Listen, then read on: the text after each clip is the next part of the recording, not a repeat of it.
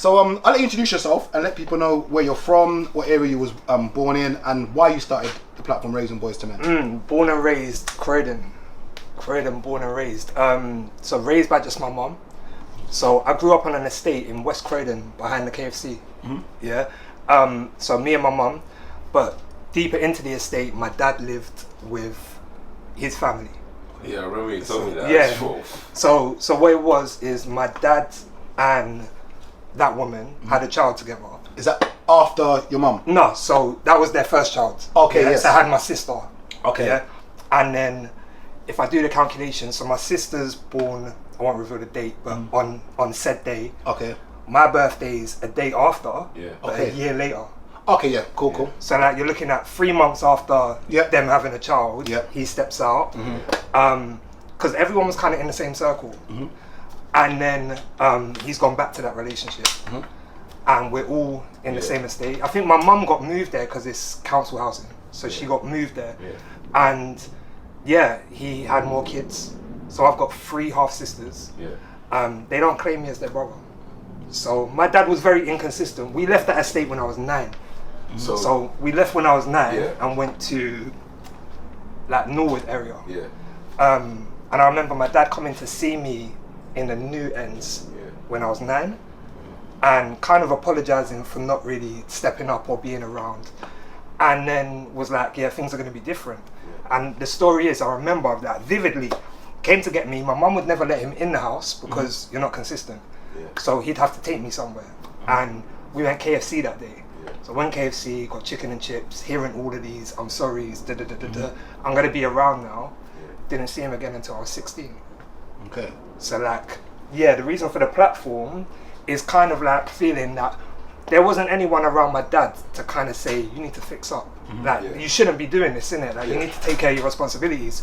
So me having kids and not being with their mums, similar to what my dad's done, but realizing, I'm making sure these kids know each other, bringing everyone together. I just felt that there needs to be a platform talking about that and encouraging other men that might not be doing that to step up. Solid. Yeah, I remember when you told me that story. But since then, let's say like fast forward to now, is there any communication with your sisters at all? No, they blocked me. Oh, for real? Yeah. That's mad. We don't talk. We don't talk. But like I can't find my older sister on socials now. Why do you think that is the case? I'm ruffling feathers, I guess. Talking about being so open and talking about that.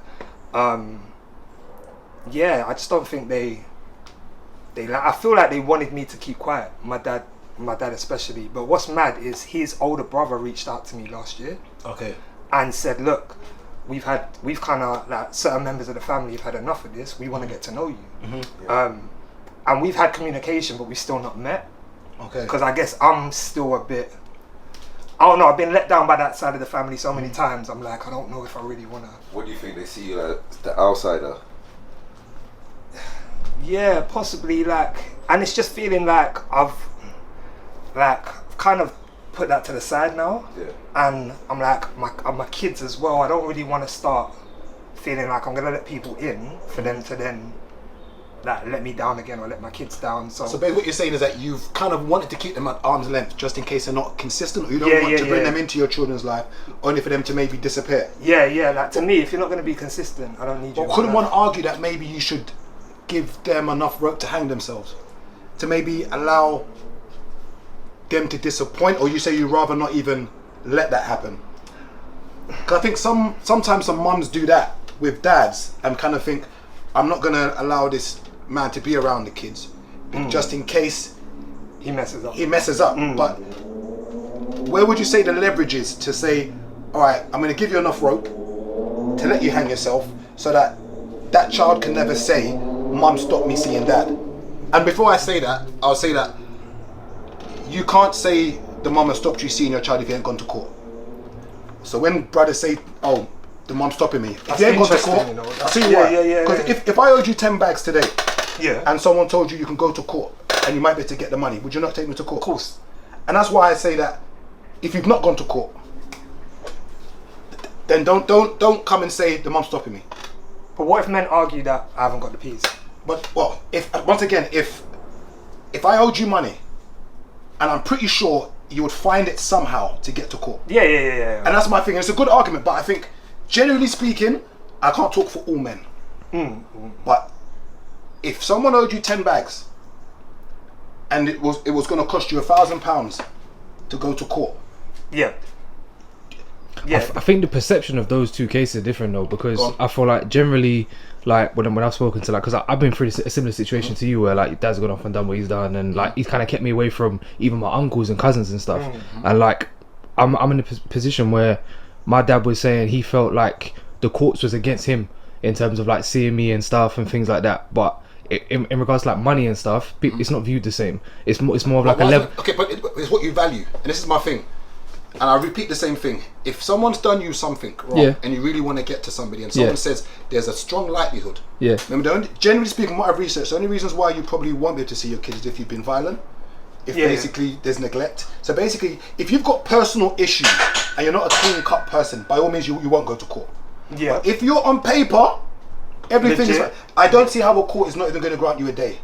But there's still guys that they feel like they're legit, and let's say for all intents purposes that they are. They still feel like if they enter that courtroom, there's still going to be some sort of injustice, because they feel like the court is more so on the woman's side. And you might not get the money. You might not get the money too. Someone owes you 10 bags. 100%. But go to court. But the initial moment from when you're standing outside the courtroom is like for some people when it's a case of children and women, it's like before I step into this room, they're against me.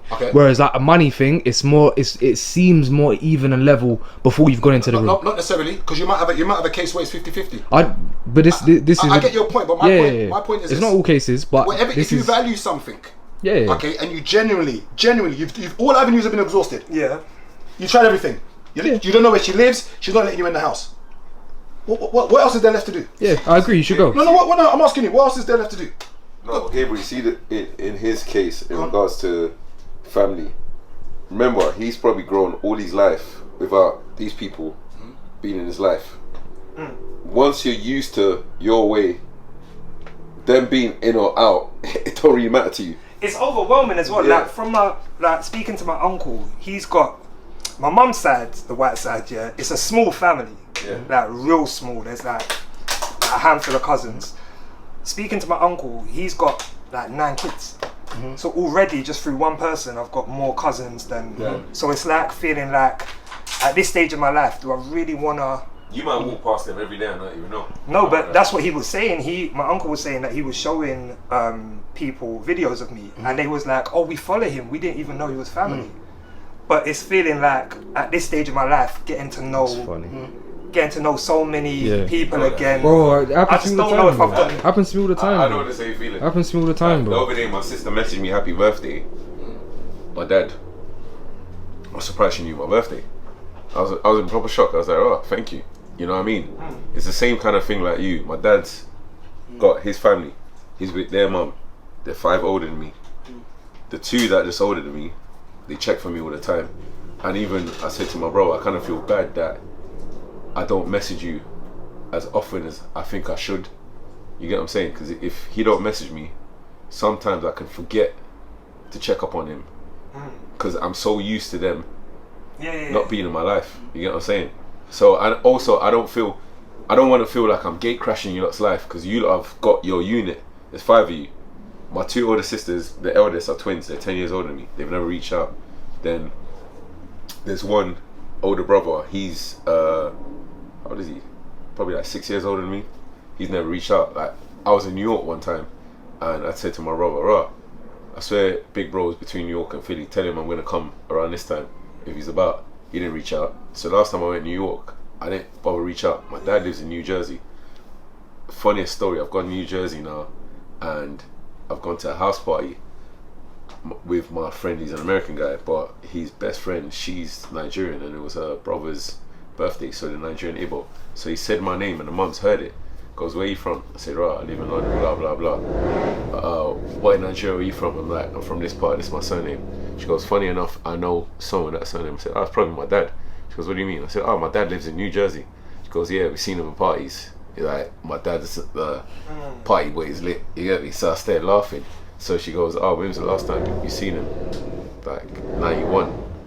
She's like, ain't you tried to reach? I said, I tried to make communication through my brother, but my brother said that my dad said, if you lot want to be friends with your sibling, that's you lot. I don't have to make. He's not going to facilitate. Yeah. So I said to my brother, cool. So that's why when I'm hearing when we spoke last time about it, yeah. Even though I didn't say much, I was like in my head I could relate fully. And that's why. I didn't even know that. Yeah, that's why like you. Not being bad mind, I don't really care if I don't know that side of my family. It is what it is.